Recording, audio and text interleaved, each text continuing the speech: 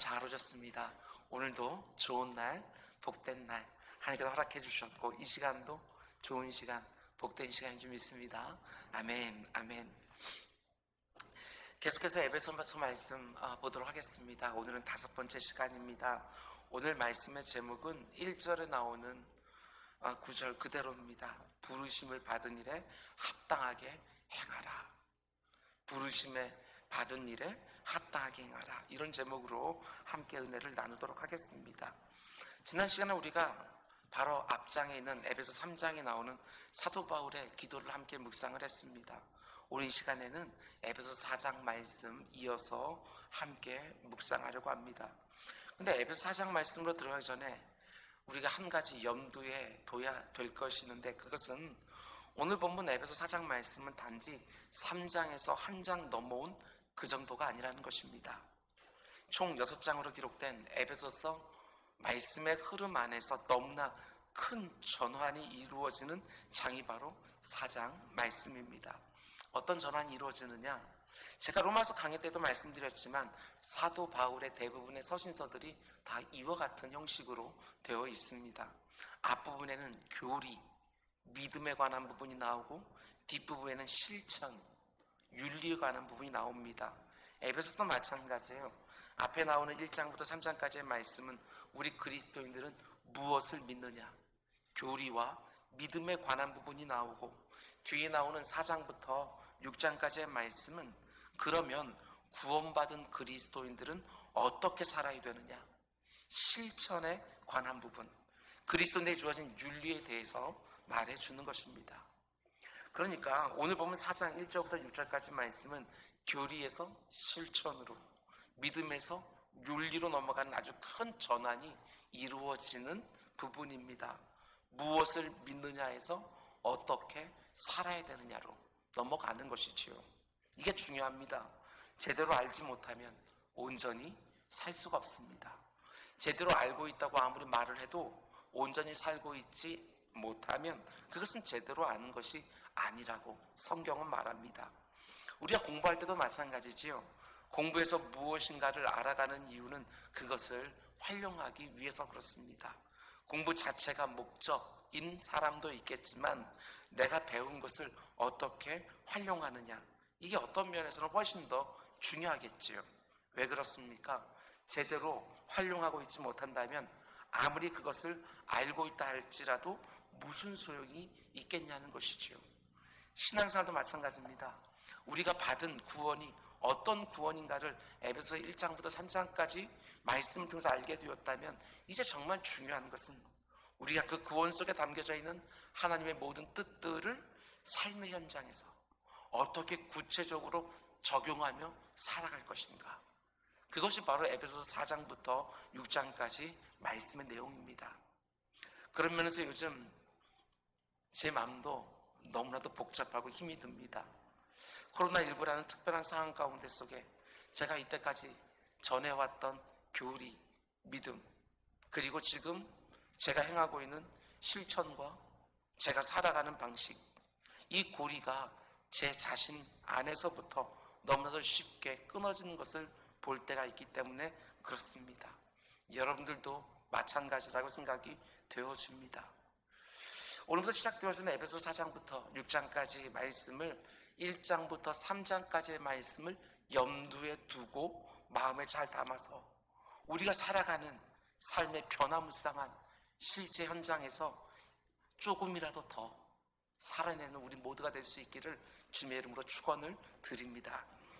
오늘 우리가 함께 읽은 4장 1절에서 6절까지 나오는 말씀은 1장에서부터 3장까지 나오는 교리들을 실천하는 데 있어서 그 서론과 같은 부분입니다. 그런데 그 서론의 핵심이 뭐냐? 본문 1절은 이렇게 말합니다. 너희가 부르심을 받은 일에 합당하게 행하여. 그런데 맨 앞에 보면 접속사 하나가 나옵니다. 그러므로. 이게 무슨 뜻이겠어요? 1장부터 3장까지 나오는 말씀들을 다 받아서 너희가 하나님께로부터 이런 구원을 받았다고 믿는다면 그러므로 이렇게 말하는 것입니다. 그러므로 어떻게 하라는 것입니까? 너희가 부르심 받은 일에 합당하게 행하며 살아라. 네가 받은 구원이 얼마나 가치로운 건지를 알면 그 구원에 합당하게 살아라. 이렇게 말하는 것이지요. 하나님께서 허물과 죄로 죽었던 너희들을 그리스도 안에서 구원해 주셨는데 그 구원 안에는 너를 향한 하나님의 기대가 담겨져 있다. 그 기대에 합당하게 앞으로 너희 남은 인생을 살아가야 된다. 사도 바울은 그렇게 권면하는 것입니다. 여기서 합당하다라는 말은 원어로 보게 되어지면 어울린다, 조화롭다 이런 뜻입니다. 하나님께서 우리를 부르신 그 목적과 어울리게 성도는 살아야 된다. 하나님께서 우리를 구원하실 때 하나님께 지불하셨던 그 가치로운 예수 그리스도의 보혈의 핏값에 조화로운 삶을 살아야 된다. 이 말을 하는 것입니다. 한마디로 우리가 하나님의 은혜로 구원을 받아 이 땅을 살아갈 때 어떻게 살아간다고 말하는 것입니까?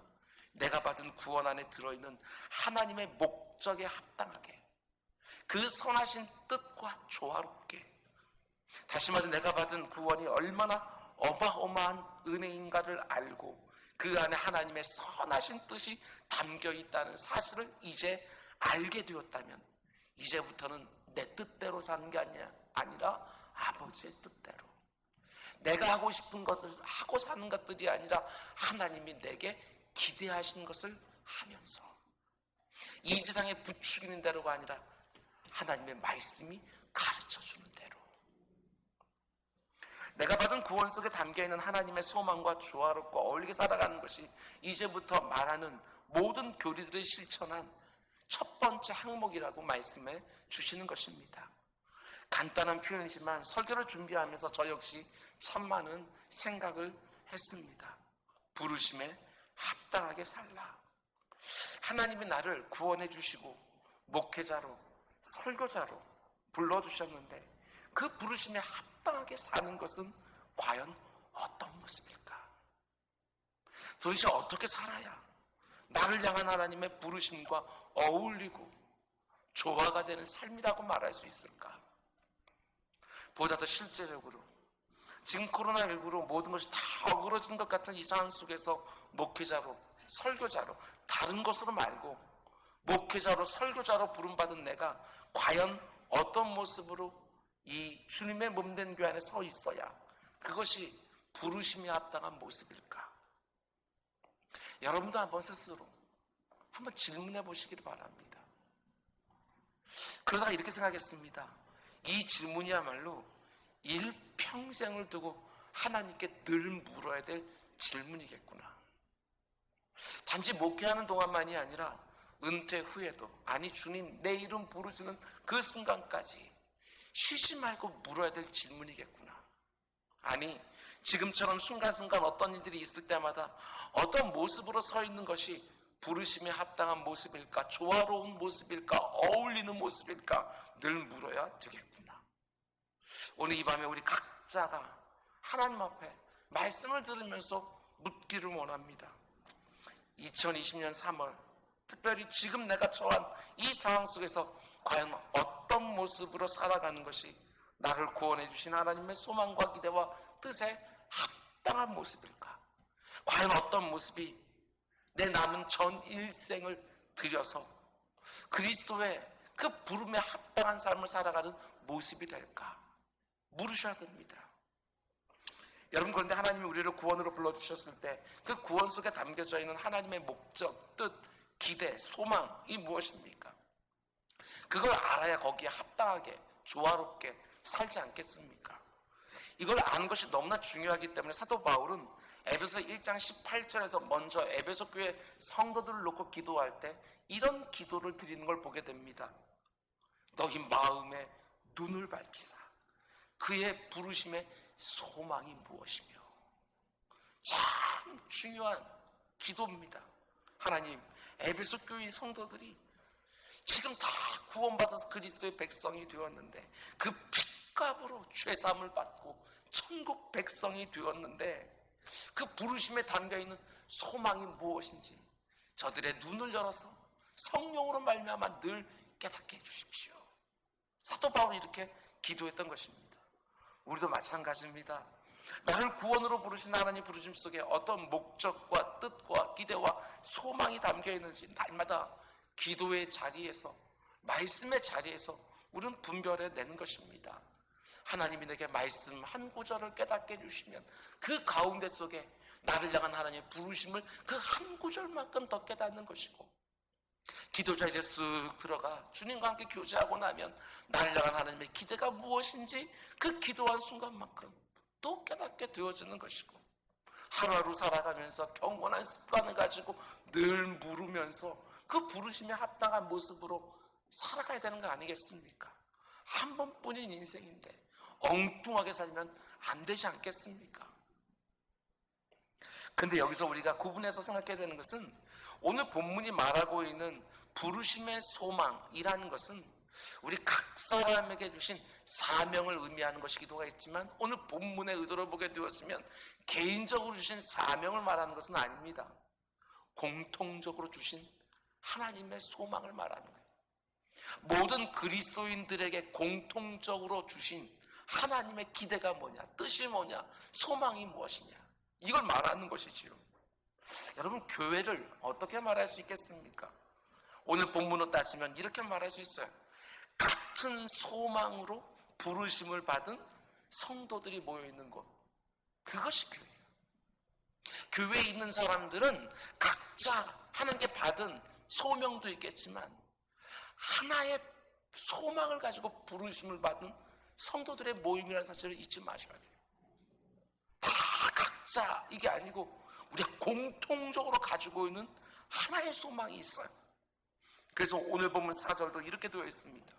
몸이 하나요 성령도 한 분이시니 이와 같이 너희가 부르심의 한 소망 안에서 부르심을 받았느니라. 모든 성도들이 공통적으로 받은 하나의 소망이 있다. 그럼 그 하나의 소망이 뭐냐? 우리 모두에게, 저도 마찬가지고 여러분도 마찬가지고 모든 구원받은 성도들에게 주어진 하나의 소망이 뭐냐? 그걸 알려면 앞에 있는 이론편으로 가야지요. 앞에 있는 교리편으로 가야 되는 거예요. 몇 가지만 함께 살펴보려고 합니다. 먼저 1장 4절 말씀 보면 하나님이 우리를 구원으로 불러주실 때 하나님이 가지고 있었던 소망, 기대, 그 뜻이 뭐냐? 1장 4절 이렇게 말합니다. 너무 귀한 말씀이에요. 곧 창세전에 그리스도 안에서 우리를 택하셨는데, 택하심의 목적이 뭐냐? 우리로 사랑 안에서 그 앞에 거룩하고 흠이 없게 해주시죠. 굉장히 중요한 말씀입니다. 하나님 우리를 택하시고 우리를 허물과 죄에서 불러내신 이유는 우리를 거룩하고 흠이 없는 자신의 자녀를 만들기 위하여 부르셨다는 것입니다. 거룩하고 흠이 없는 인생, 그게 바로 우리가 받은 구원 속에 담겨있는 하나님의 목적이고 뜻이고 기대고 소망이래요. 어떻습니까? 부르심에 합당하게 살고 있습니까? 이렇게 막연하게 생각하지 말고 내가 받은 구원과 내가 살아가고 있는 모습이 너무나 안 어울리는 것은 아닌가? 도무지 조화를 못 이루는 것은 아닌가? 내 인생에 너무 흠마인 거 아닌가? 이걸 보라는 거예요. 하나님은 나를 거룩하게, 이 거룩하단 말도 너무나도 깊은 말이라서 이해가 되지 않지만 흠이 나지 않게, 마치 우리가 휴대폰 살면 새 거 비싸잖아요. 그거 흠집 나면 너무 아파하는 것처럼 하나님께서 저와 여러분 이 땅을 살아가면서 하나님의 말씀대로 살지 않고 내 마음대로 살다가 여기 흠나고 저기 흠나면 예수 그리스도의 핏값으로 우리를 구원해준 하나님 아버지의 마음이 너무너무 아픈 거예요. 거룩하고 흠이 없게 해주기 위하여. 그리고 두 번째로 1장 6절 말씀 보시기 바랍니다. 1장 6절 같이 읽어볼까요? 시작. 이는 그가 사랑하시는 자 안에서 우리에게 거저주시는 바 그의 은혜의 영광을 찬송하게 하려는 것이라. 아멘. 이사야서 43장 21절에 나온 것처럼 우리를 지으신 목적이냐? 하나님을 영원토록 즐거워하게 하기 위하여. 내가 받은 구원 속에 어마어마한 은혜가 담겨있는 줄 알고 내게 그 은혜를 베푸신 하나님을 찬송하며 살게 해주기 위하여 하나님 우리를 구원해 주셨다는 것입니다. 그 크신 은혜를 알면 어찌 찬양 안 할까?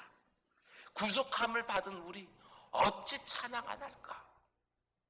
하나님 앞에서 그저 탄식하고 원망하고 힘들어하는 인생이 아니라 내 인생 가운데서 뭐가 잘 되는 것 같으면 하나님을 찬양하고 내 인생대로 뭐가 안 되면 금세 찬양을 잃어버리는 것이 아니라 언제나 구원만 생각하면 찬송이 있는 인생, 언제나 하나님이 나를 위해서 무엇을 하는가 묵상하기만 하면 늘 찬송이 터져나오는 인생.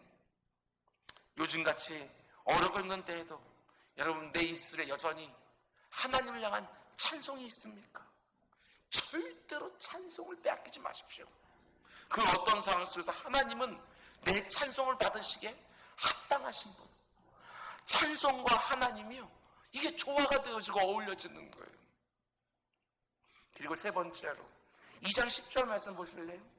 하나님 우리를 왜 구원으로 불러주다고 말을 하느냐? 2장 10절, 우리는 그가 만드신 바라 그리스도 예수 안에서 선한 일을 위하여 지으심을 받은 자라. 하나님 우리로 하여금 그리스도 예수 안에서 선한 일을 향하며 살게 하기 위하여 이 세상에서 불러내셨다는 거예요.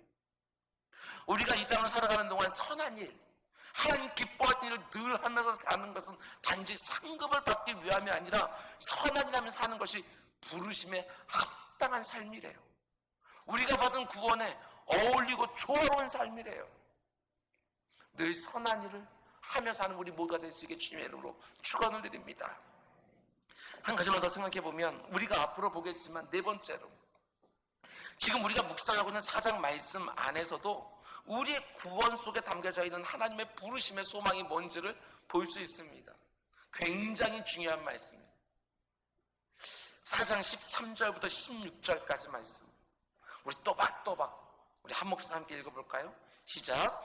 우리가 다 하나님의 아들을 믿는 것과 아는 일에 하나가 되어 온전한 사람을 이루어 그리스도의 장성한 분량이 충만한 데까지 이르느니 이는 우리가 이제부터 어린아이가 되지 아니하며 사람의 속임수와 간사한 유혹에 빠져 온갖 교훈의 풍조에 밀려 유동하지 않게 하려 함이라.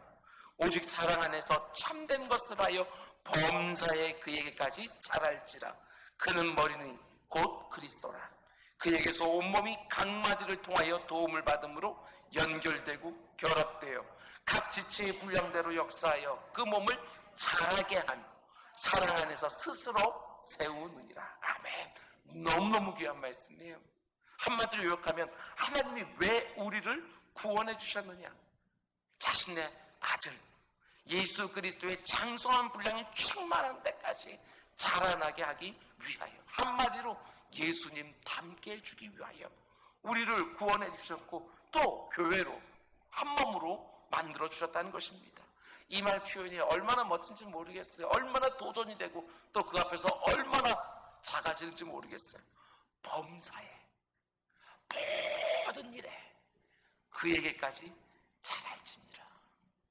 제가 너무나도 좋아하는 빌립보서 4장 8절에 나오는 것처럼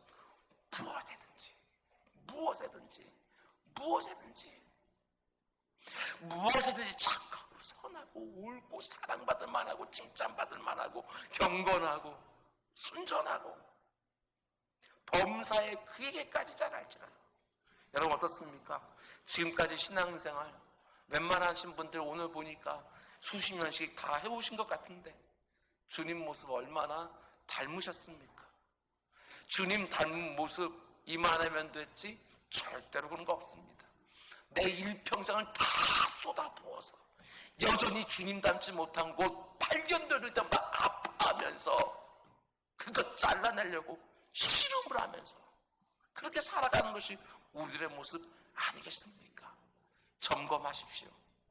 예수 닮지 못한 구석들이 여전히 어디에 어떻게 숨어 있는가 튀어나올 때마다 소스라치게 스스로 놀라면서 아직까지도 내게 이런 부분이 있었구나 또 잘라내고 예수 닮은 모습으로 이 땅을 살아가는 것이 부르심에 합당한 모습이고 우리가 받은 구원에 어울리는 삶의 모습이라는 것입니다. 그러니까 우리가 구원을 받아서 그리스도의 몸된 교회 안으로 불러내심을 받았는데 그 구원에 합당하고 어울리게 살기 위해서는 어떻게 살라는 것이냐? 하나님께서 우리 한 사람 한 사람 그리스도 안에서 첫 번째 거룩하고 흠이 없게 만들어서, 두 번째, 일평생 그 받은 구원을 찬송하며, 세 번째, 내가 받은 구원이 너무나도 귀한 걸 아니까 선한 일을 끊임없이 하며, 마지막 네 번째, 그 과정 중에 그리스도의 몸의 일부분이 점점 되어가면서 머리 되신 그리스도의 머리의 분량까지 충만하게 자라가는 것. 이것을 위하여 우리 한 사람 한 사람을 이곳으로 불러주셨고, 이곳에서 훈련되게 하시고, 이곳에서 자라나게 하셨다는 사실입니다. 그것을 기억하면서 교회를 다니는 것이지요. 다시 한번 요약해 드립니다. 거룩하고 흠이 없게 하기 위하여, 하나님께 받은 그 은혜의 영광을 늘 찬송하며 살게 하기 위하여, 늘 선한 일을 하며 살게 하기 위하여, 주님 닮는 모습을 늘 자라나게 하기 위하여 하나님께서 우리를 불러내 주셨다는 사실이지요. 그러므로 내 인생의 목표가 무엇이 되어야 되겠습니까? 행복하는 것이 아닙니다. 평안하게 사는 것이 아닙니다. 부유해지고 유명해지고 건강해지는 것이 아닙니다. 물론 순간순간 이런 문제 저런 문제 다 뛰어넘고 견뎌내고 이겨내야 되겠지만, 내가 받은 구원 속에 담겨있는 하나님의 부르심의 소망, 여기에 합당하게 살아가는 것, 이게 바로 저와 여러분, 우리 모든 구원받은 사람들의 공통적인 하나의 소망이 된다는 거예요. 어떻게 하든지 나의 남은 생애를 하나님이 나를 부르신 그 뜻에 합당하게 살려고 하나님의 은혜를 구하며 사는 우리 모두가 되길 주님의 이름으로 축원을 드립니다. 말씀을 맺도록 하겠습니다. 참 힘들고 어려운 때를 우리 모두가 지나가고 있습니다. 우리를 더 힘들게 하고 더 어렵게 하는 것은 지금 이 상황, 내가 처한 이 현실 가운데 어떤 모습으로 서 있어야 되는지 그걸 도무지 잘 모를 때가 많기 때문에 어렵습니다. 그런 우리들을 위해서 하나님은 우리에게 아주 간략하게 오늘 말씀을 통해서 말해줍니다. 첫 번째로, 어떤 모습으로 지금 이 순간을 살아야 거룩하고 흠이 없는 모습일지 그것만 생각해라.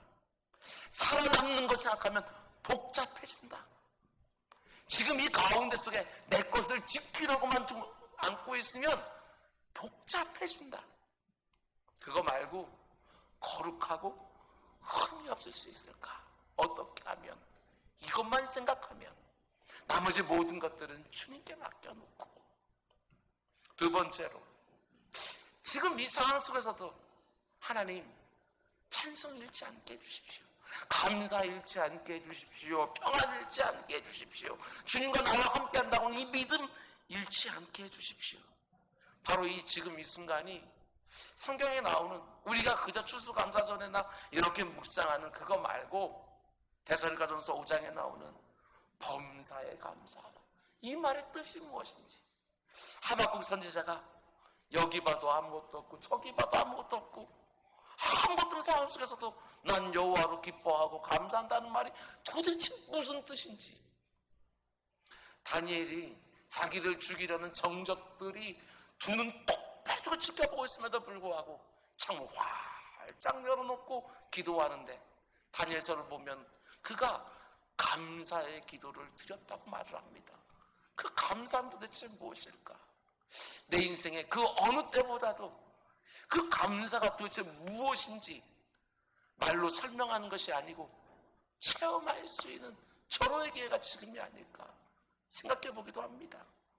세 번째로, 이럴 때일수록 더욱 힘써서 선한 일을 해야겠구나. 나도 너무나도 힘이 들어서 입에서 신내가 나지만, 그러나 내 곁에 나 비교할 수 없을 만큼 어렵고 힘든 분들 너무너무 많은데, 한번 그 사람들을 사랑하는 것이 바로 나를 사랑하는 것이라는 걸 분명히 알고 그 사람들 열심히 섬겨볼 절호의 기회를 한번 삼아보면 어떨까?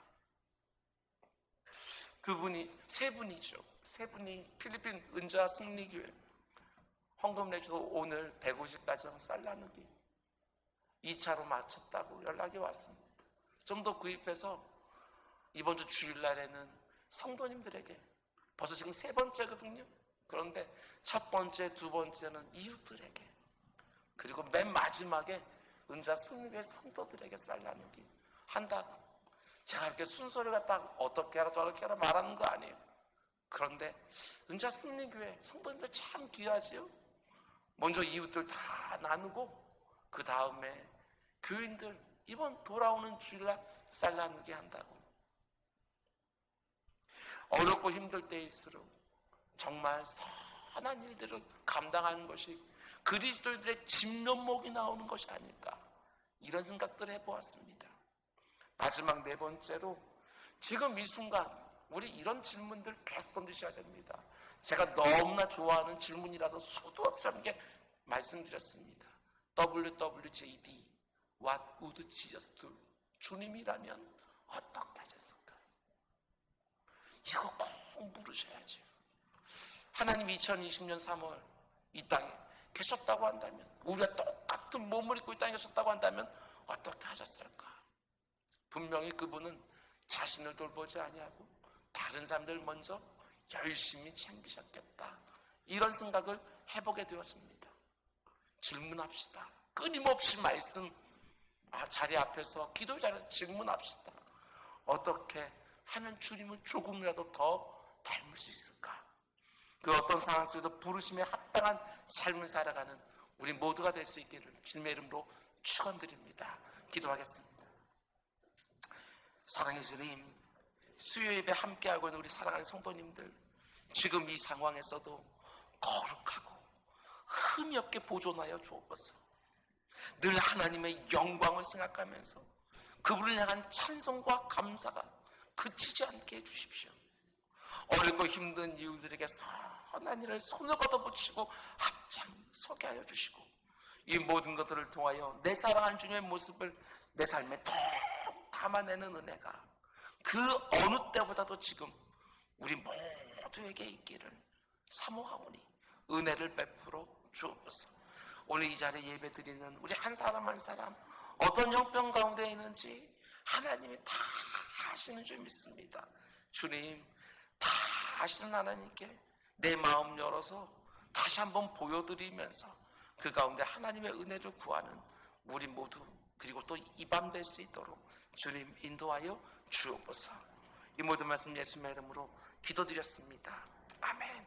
너희는 이렇게 기도하라. 하늘에 계신 우리 아버지,